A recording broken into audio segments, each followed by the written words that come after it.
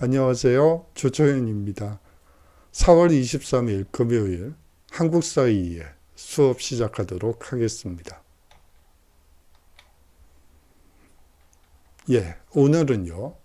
조선의 건축 양식과 서양의 건축 양식이 잘 어우러진 정관원에 대해서 살펴보도록 하겠습니다. 이 정관원의 의미와 용도, 그리고 커피의 전례, 이 다방, 여러분들이 다방이라는 말이 상당히 생소하실 거예요. 지금은 카페라고 흔히들 얘기를 하죠. 지금도 뭐 가끔 역전 같은 데 가보면 역전 다방 뭐 이런 식으로 간판이 걸려 있는 이 커피점을 볼 수 있더군요. 하지만 뭐 여러분들이 뭐 거의 이용을 안 하실 걸로 보입니다. 다음으로 인스턴트 커피에 대해서 마지막으로 살펴보도록 하겠습니다.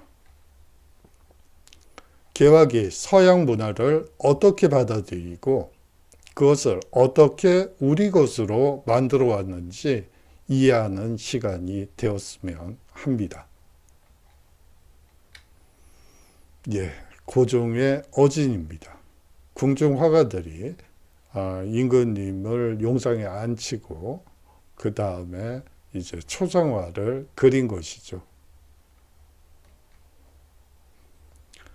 먼저 이 세계문화유산으로 등재된 조선의 궁궐에 대해서 먼저 말씀드리도록 하겠습니다. 이 서울에는요, 이 조선 왕조의 법궁인 경복궁을 비롯해서 별궁인 창덕궁, 창경궁, 덕수궁, 경희궁이 있습니다. 여기서 법궁이라고 하는 것은 사실상 임금이 주거를 하고 거주를 하고 거기에서 편전회의를 하는 곳을 법궁이라고 얘기를 합니다. 그 이외의 곳을 별궁이라고 얘기를 하고요. 그런데 임진왜란 중에 경복궁이 소실되자 법궁은 이제 창덕궁이 됩니다. 물론 이제 고종 임금이 즉위하고 흥선대원군이 경복궁을 중건하면서 다시 경복궁이 이제 법궁이 되죠. 그러다 대한제국 시기 조선의 법궁은 덕수궁으로 바뀌게 됩니다. 그런데 이 조선의 법궁 중 유독 덕수궁에는 서양식 건축물이 많이 있습니다. 뭐 대표적인 것이 석조전이 되겠죠. 그것은 19세기를 전후한 역사에 기인합니다. 이 석조전을 굳이 오늘 수업에서 하지 않는 이유는 아주 전형적인 서양식 건축물입니다. 서양 사람들이 설계를 했고 이 공사 감독을 맡았기 때문에 이 아주 전형적인 서양식 건축물이 이 석조전이라고 볼 수가 있죠. 거기에 비해서 정관원은 이 조선식 이 건축 기법도 들어가 있어서 아주 잘 조화를 이루는 서양과 조선의 이 건축 양식이 잘 조화를 이룬 건축물이기 때문에 여러분들께 소개해드리려 하는 것입니다. 그에 앞서서 아간파천부터 살펴봐야지 될 것 같습니다. 1895년 을미사변을 기점으로 해서 이 조선은 급격히 쇠락하게 되죠. 을미사변은 사실상 명성황후 시해 사건이라고 여러분들이 기억하실 한 번쯤은 들어보셨을 사건입니다. 이 고종은 경복궁을 떠나서 이제 아관, 즉 러시아 공사관으로 이제 피신을 하게 되죠. 그것을 우리가 아간파천이라고 얘기를 합니다. 고종은 이 러시아 공사관에 머무는 동안 공사인 칼 베베르의 도움을 받아 손탁 여사의 보필을 받게 됩니다. 베베르는 1885년에 공사로 부임했기 때문에 10년 남짓 이 조선에 이 공사로 있었기 때문에 사실상 고종과도 어느 정도 알고 또 얘기도 나눈 그런 사이로 보입니다. 손탁은 베베르의 가족과 함께 한국에 온 사교성 좋은 독일 여성이었죠. 뭐 대표적인 것이 이 이화여고, 예전에 지금도 뭐 그 자리에 있지만 이화여고를 이제 이 시기 아간파천 시기에 이 고종을 잘 보필했던 점을 사서 이제 고종이 그 이화여고 자리를 이제 하사하기도 하죠.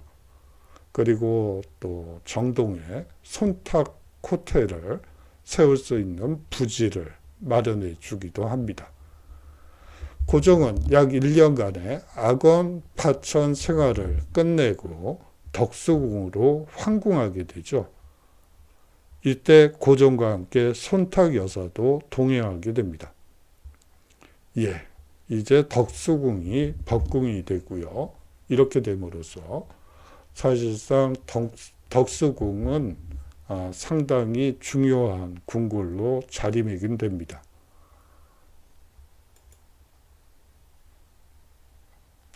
대한제국의 법궁 덕수궁이었습니다. 이제 대한제국이 아간파천 이후에 이 덕수궁으로 이제 옮기신 이후에 대한제국을 선포하게 되죠. 덕수궁에는 고종의 침실인 함령전을 새로 짓고 석조전을 비롯해 많은 정각을 새로 마련하게 됩니다. 이 석조전은요, 18세기 신고전주의풍 유럽 궁정 양식으로 1910년 완공되게 되죠. 이 덕수궁에는 서양식 건물, 즉 양관이 많이 있습니다. 조선식, 서양식 두 건축 양식의 맞닿음인 이 정관원에 대해서 말씀드리도록 하죠. 그 양관 중에서 대표적인 것이 석조전이고요. 잘 알려지진 않았지만 정관원도 여기에 포함이 됩니다. 정관원은 우리나라의 전통적인 목조 건축 양식과 서양식 석조 건축 양식이 융합된 건축물이라고 보시면 됩니다. 기단 위에 주춧돌을 놓고 기둥을 세운 다음에 바깥 기둥으로 처마를, 안 기둥으로 천장을 각각 받치는 형태입니다. 정관원에 담긴 속뜻을 한번 살펴보도록 하죠. 이 외부, 정관원의 외부 모습입니다. 정관원의 실내 모습이죠. 그리고요, 이 기둥에 이 조선의 이 국화였던 이 오약꽃이 그려져 있는 모습입니다. 정관원은 정관, 즉 조용히 바라보다 라는 이름 때문에 이 덕수궁 후원 언덕 위에 위치해 덕수궁이 한눈에 들어오기 때문에 붙여진 이름이 아닌가 하는 추측들이 많습니다. 그런데요, 이 정관원은 정관 위치에서 비롯된 것일지도 모른다는 제가 생각할 때는 이런 게 아닐까 하는 추측이 좀 들더군요. 물론 한자는 다릅니다. 한자는 이 조용히라는 뜻과 이 정관은 사실상 당태종의 이 연호죠. 그렇기 때문에 한자는 다르지만 이 발음이 같기 때문에 이 고종이 혹시 이 대한제국의 고종 황제가 당태종처럼 고종의 치세를 열겠다는 포부도 담기지 않았을까 하는 제 나름대로의 상상력을 한번 발휘해 봤습니다. 정관원의 구조를 살펴보도록 하죠. 1900년경 석조정 건축에도 참여한 러시아인 사바틴이 설계를 맡았고요. 이 로마네스코 양식으로 지어졌습니다. 조선식 주춧돌 위에 인조석 기둥을 세우고 세 방향의 테라스를 설치한 형태입니다. 기둥과 기둥 사이는 아치형으로 마감되었고요. 기둥과 난간에는 화려한 문양을 가미했죠. 조선 왕실을 상징하는 오야꽃 문양부터 사슴, 소나무, 박쥐, 꽃병, 그리고 청룡 문양까지 다양한 문양이 새겨져 있습니다. 밖에서 정관원을 바라보면 돌로 만든 기단과 회색과 붉은색 벽돌이 있고요. 지붕은 안기둥이 받쳐진 부분에만 팔짝 지붕을 씌우고 바깥 기둥이 받치고 있는 부분에는 지붕을 덧따라 테라스 형식으로 건축이 됐습니다. 정면 7칸 그리고 측면 5칸의 로마네스크 양식으로 지어진 것이죠. 정면과 좌우측 발코니가 화려하고 전체적으로 안정적인 느낌을 줍니다. 이 정관원에 관한 오해가 한 가지 있습니다. 이 정관원의 용도에 대해서는 여러 의견이 공존하고 있죠. 고종이 커피를 즐기며 외교사절과 담소를 나누는 공간이라는 설과 태조 이성계의 어진을 모신 곳이라는 이야기도 있습니다. 사실상 어진을 모신 곳이라면 종묘와 같은 엄숙한 공간이라고 볼 수가 있죠. 종묘 제례학도 생각해 보니까 세계문화유산으로 등재되어 있죠. 사실상 이 종묘라는 곳은 이 위패가 모셔진 공간이라고 볼 수가 있습니다. 조선 왕조를 창업하고 또 이어간 왕들의 이 위패와 또 아울러서 이 공신들의 위패도 같이 모셔져 있는 공간이죠.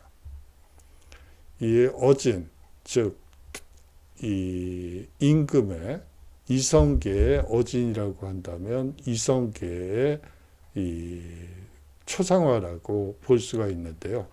그런 곳이라면 커피를 마시면서 외교사절과 담소를 나누는 공간으로 활용됐을 확률은 없습니다. 이 조선 왕조 실록을 통해 확인할 수 있는 것은 1901년 태조의 어진을 정관원에 모시라는 고종의 명이 있었다는 기록이 있습니다. 이후 고종과 순종의 어진을 이곳에 모셨고 1912년 어진들을 중화전으로 옮겼다는 기록도 있습니다. 이 때문에 단순히 고종의 카페였다고 단정하기는 어려울 것 같습니다. 1919년 고종이 승하한 후 덕수궁은 빈집이 되었고 일제가 1933년 덕수궁을 공원화하면서 많은 정각이 훼손되었지만 다행히 정관원만은 잘 보존되어 있습니다. 사실상 고종의 카페 카페테리아 뭐 이렇게 묘사된 그 신문이나 잡지나 책들이 많이 있는데요. 이 정관원이라는 곳이 그런 곳이라면 이 어진을 모실 수는 없었겠죠. 이 뭔가 약간의 이 오해가 있었던 것 같아서 한번 수업 시간에 말씀을 드리려고 이 주제를 가지고 왔습니다. 개화의 상징 커피에 대해서 이왕 얘기가 나왔으니까 이 카페로 활용했다라는 주장이 나왔으니까 연이어서 이 개화의 상징이었던 커피에 대해서 살펴보도록 하죠. 예, 다시 돌아왔는데요. 제가 말씀을 한 가지 놓친 점이 있어요. 이 고종의 카페로만 볼 것이 아니고 사실상 이 정관원의 의의를 이 고종의 카페보다는 오히려 이 조선의 건축 양식과 서양의 건축 양식이 잘 어우러진 그러한 건축 양식으로 보는 게 훨씬 더 합리적으로 보이기 때문에 이 정관원을 여러분들에게 소개한 거라는 점을 다시 좀 말씀드리고 싶어서 다시 돌아왔습니다. 예, 개화의 상징 커피에 대해서 살펴보죠.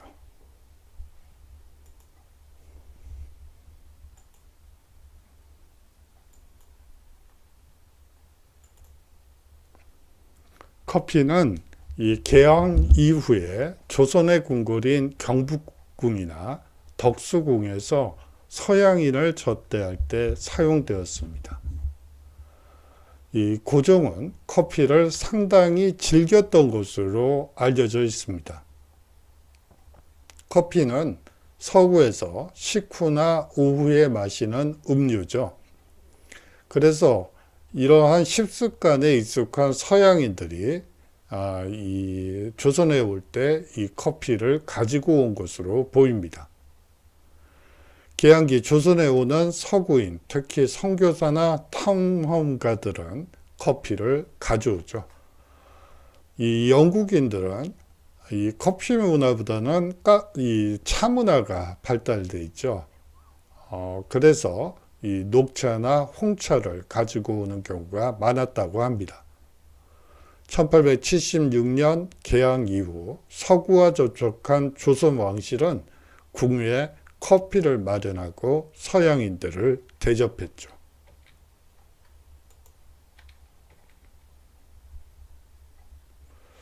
이 경복궁에서는 이 양식 만찬도 이루어졌던 것 같습니다. 1894년 무렵 조선에 와서 경복궁에서 명성황후를 만난 이사벨라 버드 비숍은 오후에 궁에서 커피와 케이크를 정중히 받았다고 기록하고 있습니다. 저녁 식사는 놀랍게도 서양식이었는데요. 이 수프를 포함해 생선, 퀘일, 들로리 요리와 이 꿩요리, 과일, 적포도주, 커피 등이 나왔다고 합니다. 가비에 대해서 살펴보죠. 여러분들 가비 그러니까 이게 또 뭐죠? 이렇게 생각하실 수도 있을 것 같아요. 이 커피를 이 조선인들이 우리나라 사람들이 커피라는 발음을 듣고 가비라고 불렀다고 합니다.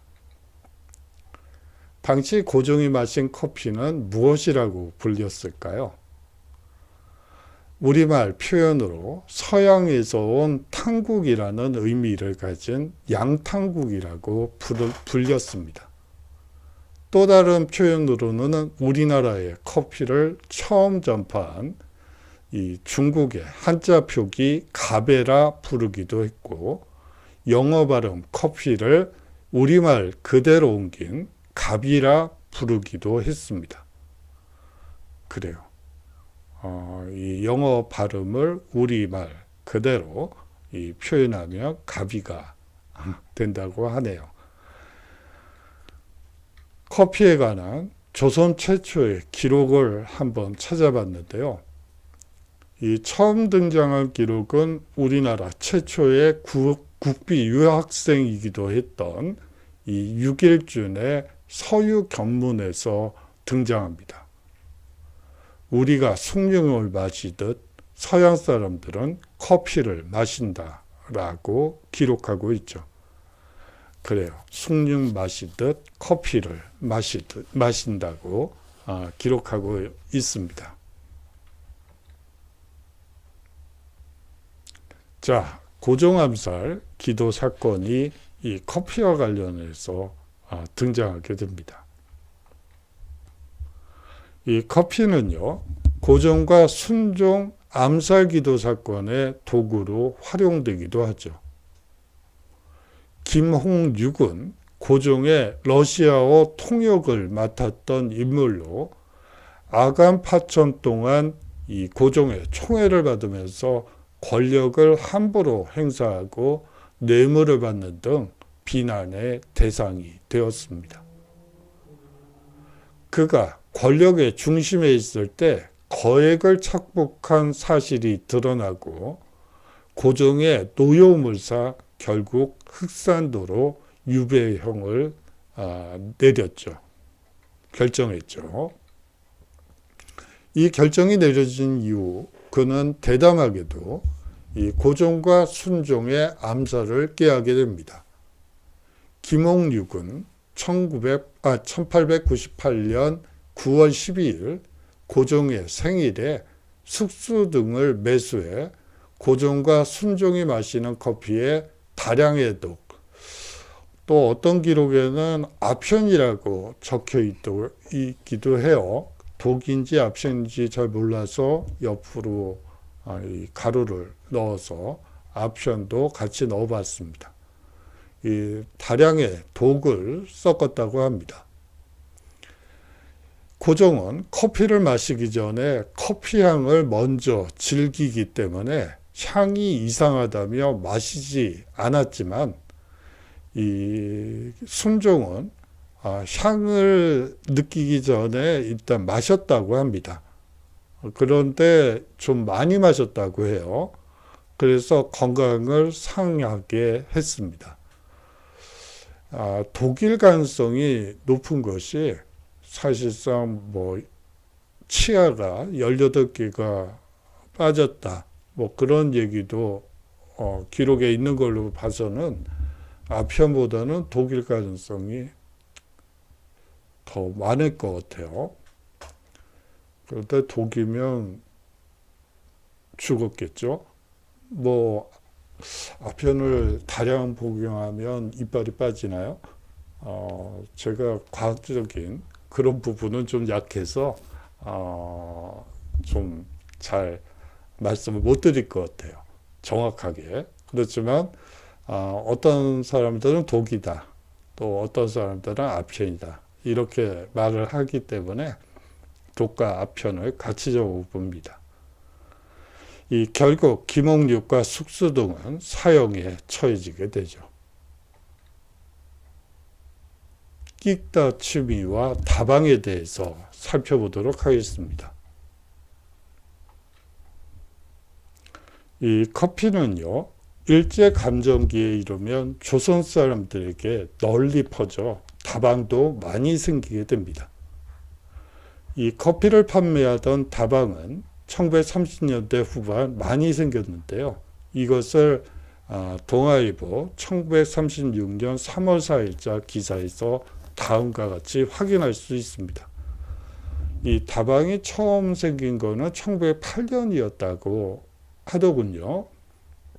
그런데 위치나 장소가 불분명해서 사실상 여기다 쓰기는 모호해서 쓰지는 않았습니다만 한 1908년 정도에 우리나라에 일반 대중들에게 커피를 판매하는 다방이 처음 생기게 됐다는 점도 여러분들이 기억해 주시면 좋을 것 같습니다.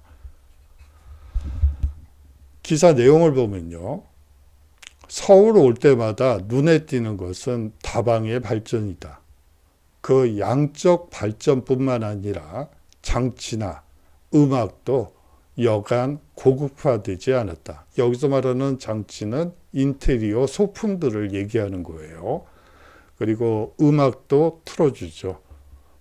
이 서양식 LP판에다가 이제 서양식 서양 음악을 그리고 일본 노래 혹은 조선 노래를 이제 트는 그런 다방이 출연하게 됩니다.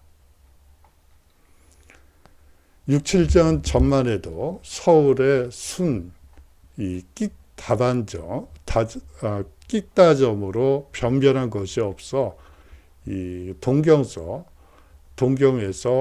끽다 취미가 있던 학생의 불만이 되었는데 그때와 비교하면 급속도의 발전이다.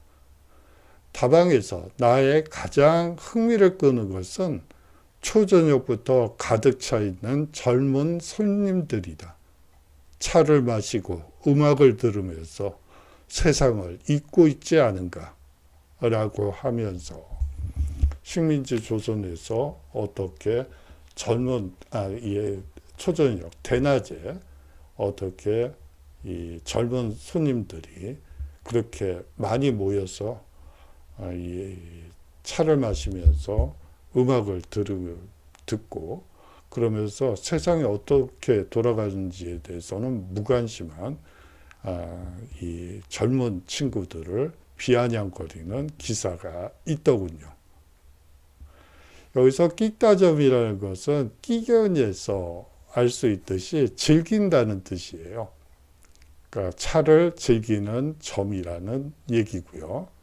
끽다는 커피를 소위 말하는 즐기는 취미가 있던 학생들이 이 동경 유학생들이 불만을 표출했다는 얘기입니다.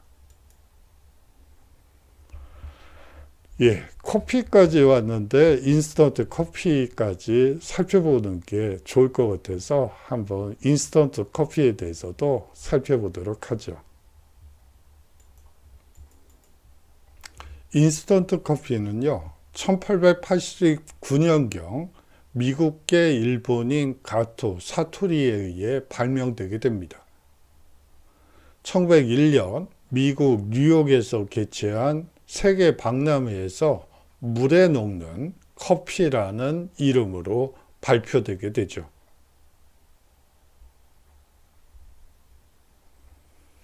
이 인스턴트 커피는 이제 대량 생산 체계로 넘어가게 되는데요. 이 1938년경에 브라질에서 커피가 과잉 생산이 이루어져서 커피 가격이 많이 떨어졌다고 합니다. 그렇게 되자 재고 처리를 위하여 식품 기업이었던 네슬레에 재고 방안을 요청하여 네스카페라는 인스턴트 커피를 개발해 빠르게 보급하기 시작했습니다. 인스턴트 커피는 제2차 세계대전을 거치면서 폭발적인 인기를 누리게 되죠.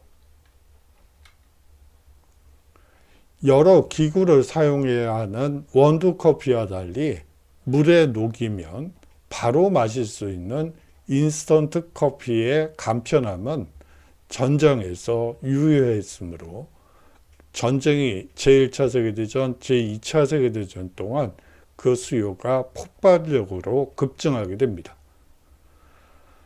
6.25 전쟁 당시에도 그 편리성과 보관의 용이함, 그리고 저렴한 가격으로 대중들의 기호를 사로잡게 되죠.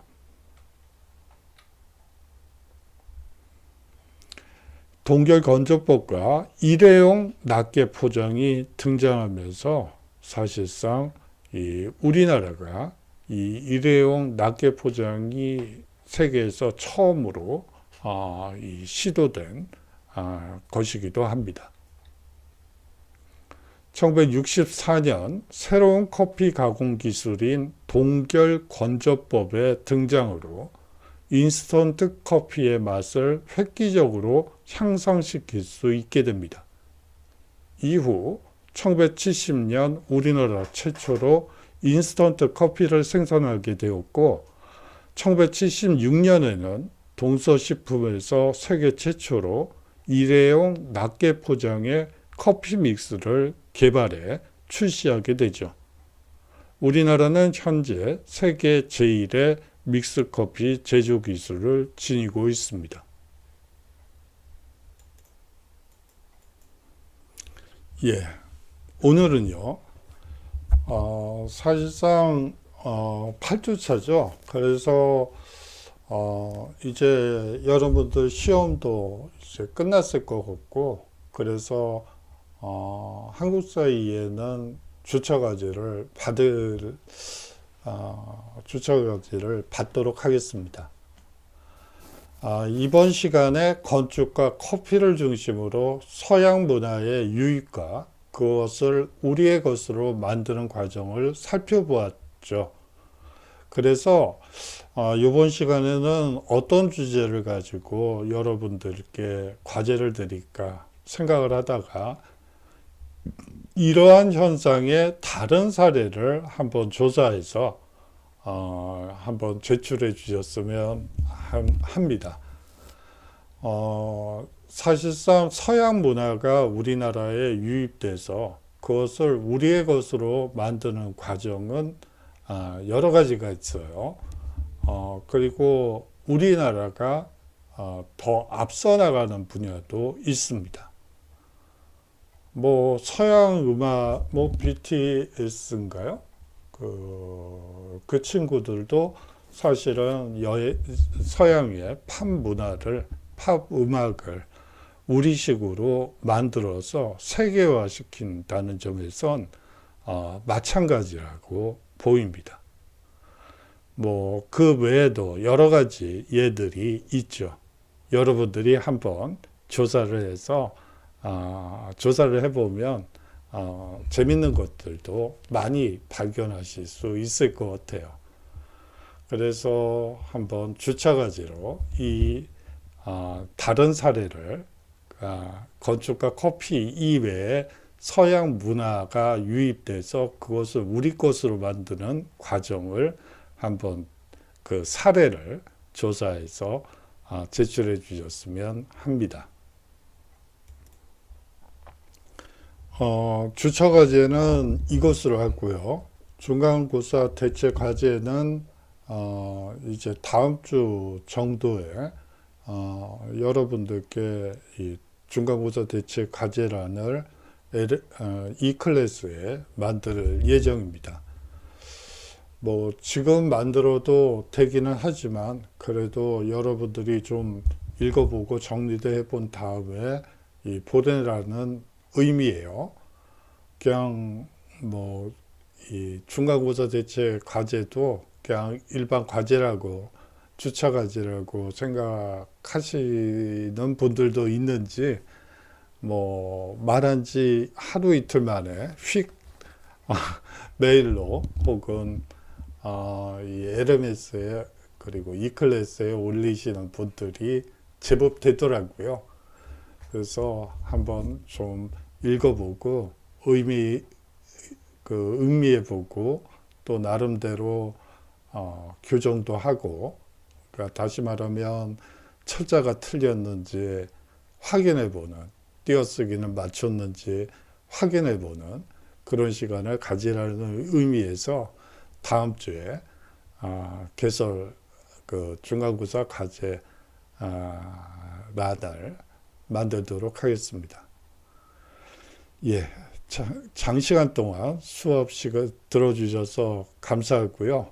또 이제 환절기네요. 갑자기 땀이 많이 나네요. 엊그제까지만 해도 상당히 추워서 올해는 참 중간고사 기간에 어떻게 이렇게 추울 수가 있는지 좀 의아했어요. 근데 이제 정상화 됐네요. 자, 환절기이기 때문에 여러분들 건강에 유의하시고요. 이 시험 기간이 끝나면 항상 콜록콜록 하는 친구들이 제법 돼요. 이상하리만치 이 중간고사 기간에 이 면역력이 좀 떨어지나 봐요. 학생들 면역력이 떨어지면서 사실상 이 감기 환자들이 상당히 많이 나오는데 이 면역력은 중요하죠. 여러분들 뭐 지금 코로나도 돌고 있고 그래서 건강에도 유의하셔야 될 것 같습니다. 예, 잔소리가 됐나요? 죄송합니다. 자, 그러면 다음 주에 건강한 모습으로 인사드리도록 하죠. 건강하시고요. 안녕히 계십시오.